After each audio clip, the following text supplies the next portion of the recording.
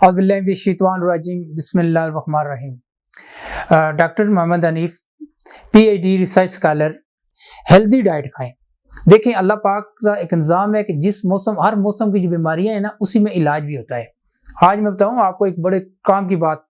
ये जो आजकल कैरेट गाजर है, ये गाजर आपके पास इतना बड़ा अल्लाह का अनमोल तोहफा है। अगर आप इसको पहचान लें तो आप बहुत सारी चीज़ों से बच जाते हैं।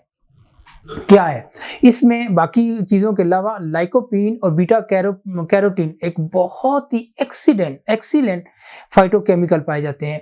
अच्छा, ये वो फाइटोकेमिकल हैं जनाब जो कैंसर सेल को खा लेते हैं, लेकिन इसकी मिकदार बहुत ज़्यादा चाहिए होती है।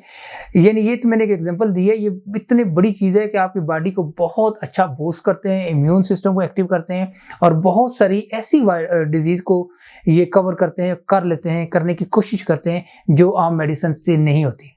तो इसके लिए गाजरों का जूस जो है ये बहुत अच्छा है और पीना कब चाहिए? याद रखना, जब भी वेजिटेबल कोई जूस लें, खाएं, खाली पेट लेना चाहिए।